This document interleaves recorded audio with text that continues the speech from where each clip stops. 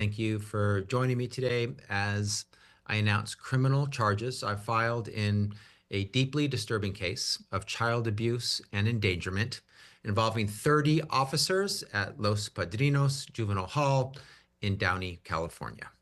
Before we discuss the details, I want to acknowledge the work done by the members of the California DOJ's Division of Law Enforcement Special Investigations Team and Division of Criminal Law Special Prosecution Section, who investigated and are prosecuting this case. Their commitment to justice is why we're able to take action today. DOJ's investigation began last January after we received leaked footage of a so-called Gladiator fight at Los Padrinos Juvenile Hall.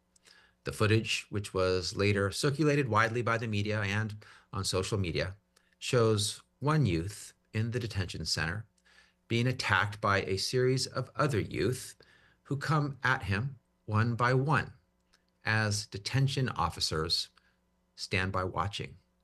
Some officers are even seen laughing and shaking hands with the young people involved. Watching the video, the officers look more like referees or audience members at a prize fight, not adults charged with the care and supervision of young people. The officers don't step in, don't intervene, and don't protect their charges. After a thorough investigation, DOJ discovered that the video was not a one-off isolated incident. Between July 1st and December 31st of 2023, detention officers allowed and in some instances even encouraged 69 gladiator fights to occur between 143 youth in their care. 69 fights in 6 months. We're talking about vulnerable youth, 143 teenagers between the ages of 12 and 18, young people who are living under the guardianship of the criminal justice system in the custody of the juvenile hall and under the care of these officers, officers who are in positions of authority, confidence, and trust, positions of power that the 30 individuals were charged today abused. The individuals we charged today abused. Today, we're holding these 30 officers accountable through a grand jury indictment and criminal charges of child endangerment and abuse, conspiracy, and battery. Let today's charges be a clear warning up and down our state. If you abuse your power, we'll hold you accountable. If you abuse your power and break the law, we will hold you accountable. Today's criminal charges are the latest example of our ongoing efforts to combat systemic injustice in our criminal justice system. Separate and apart from this criminal prosecution, we're taking steps to address serious ongoing deficiencies in the treatment and conditions of youth at Los Angeles County juvenile halls. Last fall, as part of a separate civil suit we brought against the county, I announced an amended judgment with the county that requires additional monitoring and strengthened protections to ensure the safety and well-being of youth at the facilities, including changes to policy and practice, staffing, and training. Again, that is a separate case. That is a civil case. The case I'm talking about today that we're announcing is a criminal case, completely separate from that civil case. When individuals enter the system, it becomes our duty to protect their health, their safety, their well-being, to ensure they are held accountable for their crimes, serve their due sentence, and have the ability to rehabilitate and safely re-enter our communities, especially young people who should have their whole lives ahead of them. That's hardly possible if they endure abuse and trauma in the system, especially at the hands of those who are charged with their care. Those charged with their care are abusing them. That is wrong, especially in such formative years. These young people deserve every opportunity to turn their lives around and move forward as productive members of society, to leave crime in the past so we can all be safer in the future.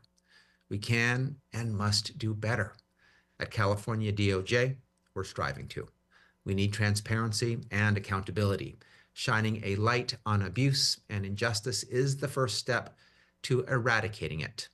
The second is holding those responsible to account for their crimes. That's what we're doing today. Before I open it up to questions, I want to thank the members of my team who made this investigation and prosecution possible.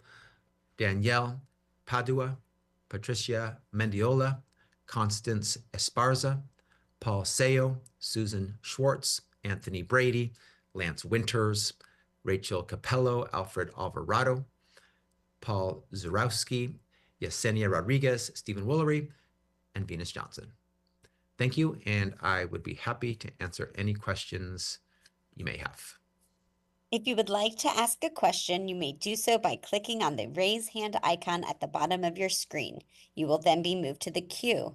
I will call on you when it is time to ask a question, and please state your publication when doing so. You may also use the Q&A feature at the bottom of the screen to ask your question. Again, if you'd like to ask a question, you may do so by clicking on the raised hand icon at the bottom of your screen.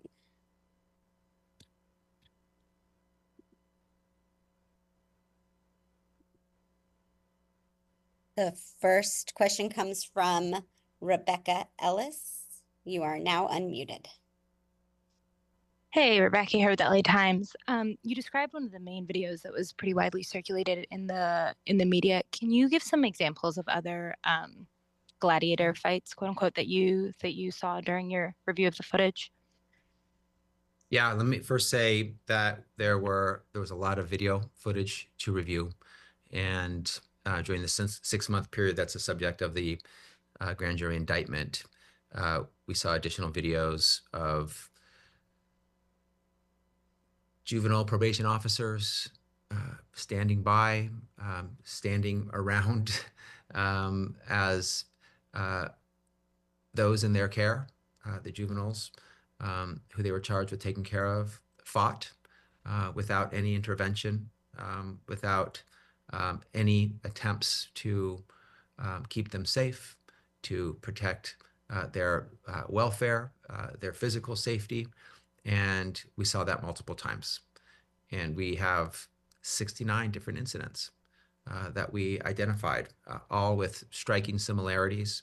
The one that you may be referencing with the serial gladiator fights with one individual and multiple other youth detainees was that they weren't all about serial fights with one individual and multiple others. Most were not, actually, but they did have multiple gladiator type fights between individuals with probation officers employed by LA County right there in the room, watching, not intervening, not keeping the young people they were charged with taking care of safe.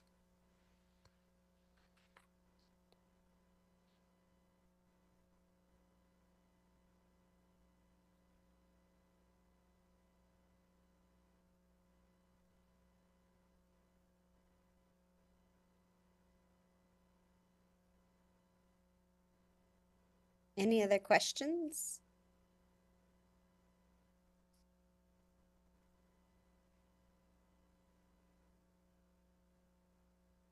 Next question comes from Jamie. You are now unmuted. Hi, this is Jamie from the Associated Press. I was wondering, you described this as a sort of a passive action with these probationary officers watching the youth. Did you uncover any evidence that they facilitated this sort of activity or organized or encouraged these sorts of fights? Yeah, I want to push back a little bit on your use of the term passive, and don't want to leave any misunderstanding here. The juvenile probation officers, we believe, many of them were engaged in a conspiracy that is charged in the 71 count criminal complaint. We believe that this was planned, it was intended. There was a desire on the part of the juvenile probation officers for these fights to occur. They often wanted them to happen at the beginning of the day in a certain time, in a certain place. a space and a time was created for the fights, and their plan was for the fights to happen and for them to stand by as they occurred and not intervene so that they could happen. The intent was to manifest the fights, and it happened again 69 times in 6 months with over 140 different youth. A similar plan and approach every time. So this was something that we believe had criminal intent. That's why we've charged it as a crime. There was conspiracy involved. There was a plan for these fights to occur and for the health, safety, and welfare of these juveniles to be put at risk, which is why we've charged felony abuse and neglect in multiple counts in our complaint. Excuse me, child abuse and endangerment. Thank you.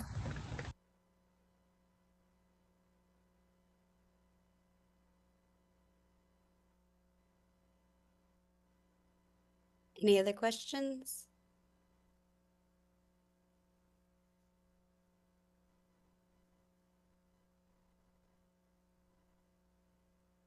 Hearing none.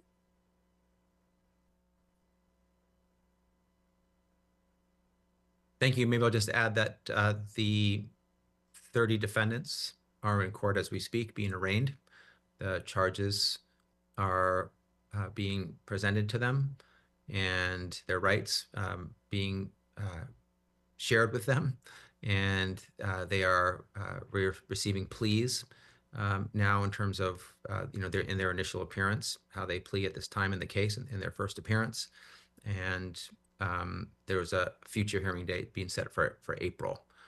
So 22 of the 30 defendants were arraigned today. 8 will be arraigned soon once they have attorneys for their criminal defense. And we will prosecute this case and make sure that we hold those who committed crimes against vulnerable youth in California accountable. Thank you.